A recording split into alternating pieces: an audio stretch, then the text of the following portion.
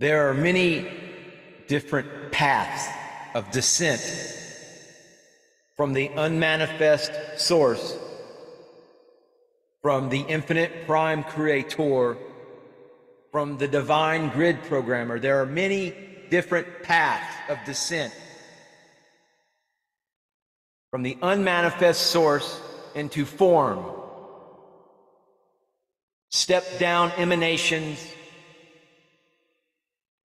into matter, into gross matter, 3D, third dimensional existence, dense vibration. There are many of those such emanations that descend from the infinite prime creator.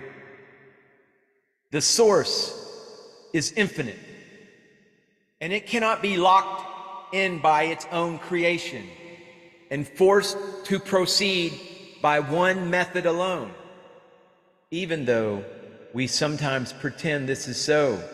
Isn't that right, Christians? Through the ages, some groups have even made laws specifying how we may and may not state how the process occurs. Example from today's world are fundamentalists of all religions and the hard science disciplines that maintain a gross physical approach to the exploration of existence. These two groups are actually working at the same level of consciousness, third grade consciousness.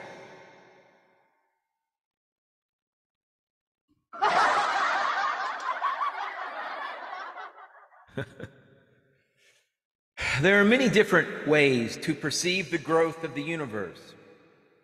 All can successfully coexist with each other and expand the knowledge of the others if we comprehend the process multidimensionally.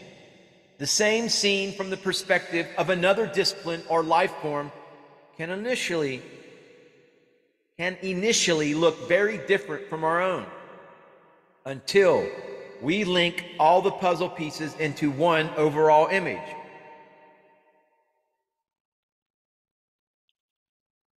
A spark goes forth from the source. It knows inherent to its own structure its purpose for being. It has a mission to fulfill.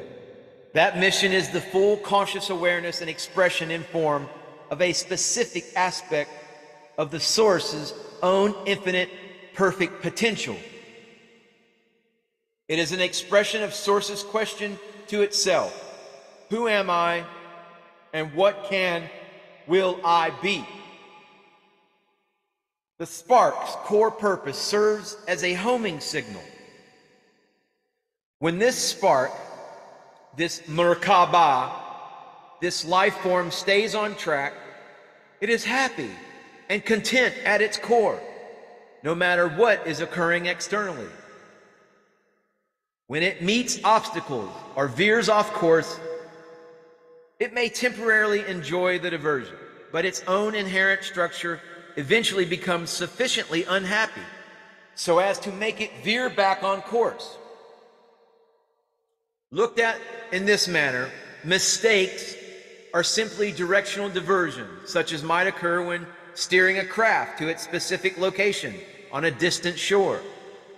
The craft can be detoured to take a side trip to a scenic island, but it must eventually make a course correction and continue on its original journey. Namaste, namaskaram. It has a mandate to reach a specific location and cannot forever ignore this.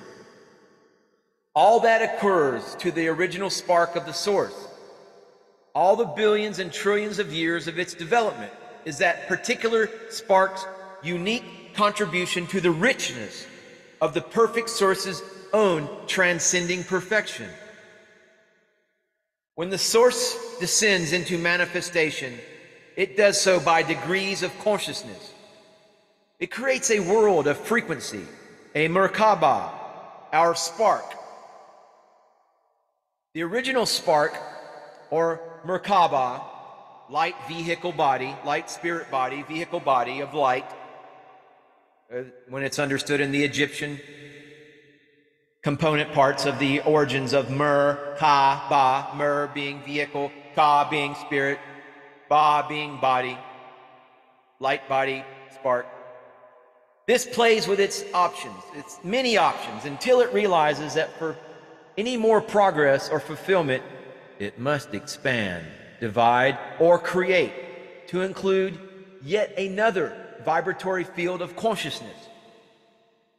The game gets increasingly complex as each newly explored frequency of consciousness begins to develop its own choices internal to its field, and thus further multiplies the options that influence all the levels of all the forms involved.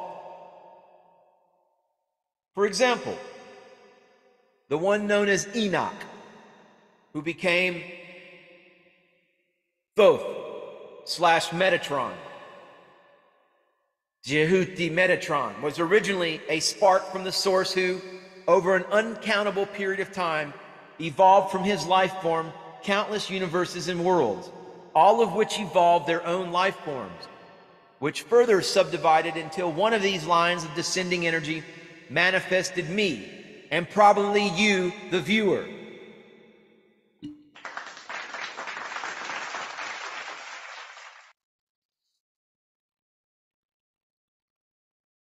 Isn't that amazing to think about it in that way? We each have our own lineage leading back to its original spark, yet we are each probably connected as one life form at some point along the way. We also each have descending from us our own creations that are uniquely our own. The process reminds me of the tiny clown cars in a circus. When the doors of our consciousness open up, out of this one tiny vehicle pour many, many clowns, all in different garbs. The trick is getting them all back in. They're like cats trying to herd cats. As consciousness descends, it becomes denser, a form that has been self-created to accomplish increasingly specific tasks of manifestation. This density works as a frequency fence, keeping the life form intact inside its field, but also obscuring what exists outside its form. It is as if the life form is in a forest in a fog. The fog, planes of consciousness, obscures the more distant objects.